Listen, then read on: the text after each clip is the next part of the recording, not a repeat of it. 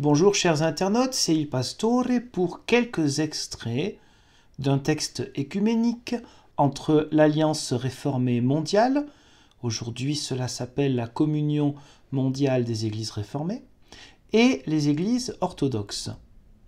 Ce texte, qui est donc un accord sur la Sainte Trinité, a été préparé puis signé en mars 1992 à Kappel am Albis, en Suisse. Quelques extraits. D'abord, on rappelle que c'est une confession fondamentale de la foi chrétienne, ancienne et évangélique, c'est-à-dire fondée sur l'Évangile, de l'Église catholique, c'est-à-dire de l'ensemble de l'Église universelle, de croire en la Sainte Trinité. Cela a été promulgué au Concile de Nicée en 325 et de Constantinople en 381. Les églises protestantes, tout autant que l'Église orthodoxe et catholique romaine, et d'autres églises encore, tiennent à cela. Après, évidemment, il y a toute une question de vocabulaire et de choses spécifiques, de questions spécifiques qui se posaient au IIIe et IVe siècle. Aujourd'hui, nous utilisons d'autres vocabulaires. L'Église orthodoxe est très attachée aux pères de l'Église, aux grands théologiens, prêtres, évêques, moines, notamment du premier millénaire.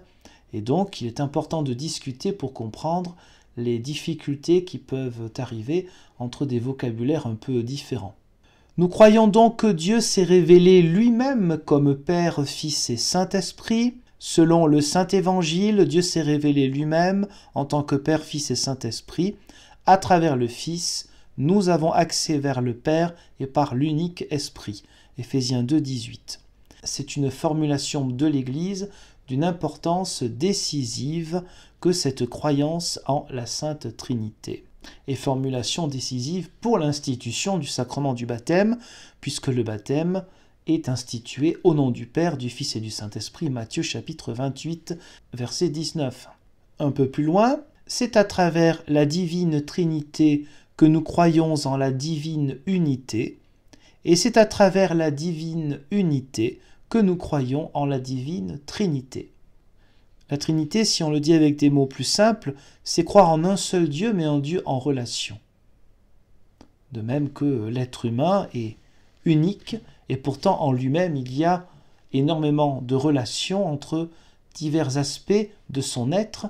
Il y a le corps, bien entendu, il y a l'esprit, il y a l'âme, il y a plusieurs choses qui font que nous sommes un être humain. Et ainsi, cela n'empêche pas d'être unifié.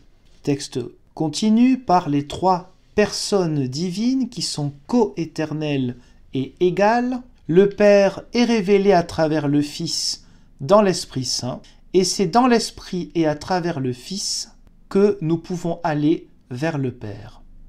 Chacune de ces personnes divines est l'entièreté de Dieu, la totalité, la plénitude divine se trouve en chaque personne, Père, Fils et Saint-Esprit. Dieu est esprit, Jean 4, verset 24, l'entièreté divine dans chaque personne et ses relations au sein de la Sainte Trinité sont ainsi à comprendre dans une voie spirituelle complète. Les relations éternelles en Dieu. Toute l'activité divine commence avec le Père, se trouve étendue à travers le Fils et trouve son accomplissement dans l'Esprit. Ainsi, comme saint Basile l'enseignait, la création a été commencée par le Père, effectuée par le Fils et parfaite par l'Esprit. Au sein de la Trinité, il existe une priorité du Père, mais cette priorité n'est en rien le signe qu'il y aurait en lui quelque chose de plus que le Fils ou que l'Esprit. Le Saint-Esprit procède du Père, mais il se reçoit aussi par le Fils, et à travers lui, il nous est donné.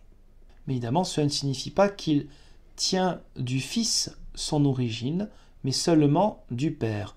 C'est un peu l'explication de la difficulté du problème du filioque. Il ne procède pas du Fils, il tient son origine du Père, mais avec le Père et le Fils, il reçoit même adoration et même gloire. Ces questions délicates et complexes sur l'être même divin, parce que là, On fait de la théologie littéralement, c'est-à-dire une parole sur Dieu.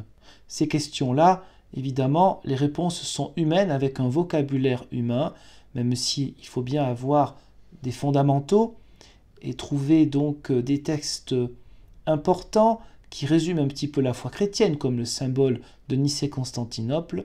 Cela ne signifie évidemment pas que l'on a trouvé exactement la vérité en ce qui concerne Dieu. Ce dialogue se termine ainsi dans les dernières lignes de la manière suivante. Ainsi, en confessant la divine unité dans la Trinité, nous ne présupposons pas avoir la connaissance précise de qui est Dieu dans cet unique être et comment il est trois en un et un en trois.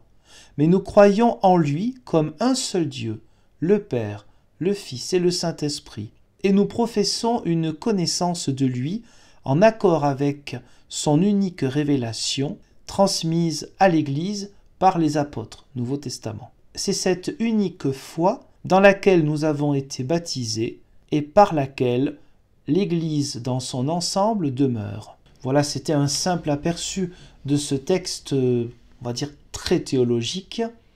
Vous pouvez évidemment aussi le trouver par le lien qui est en dessous de cette vidéo. Et je vous donne rendez-vous, Dieu voulant, pour d'autres textes écuméniques ou d'autres vidéos sur ma chaîne. Merci, à bientôt, au revoir.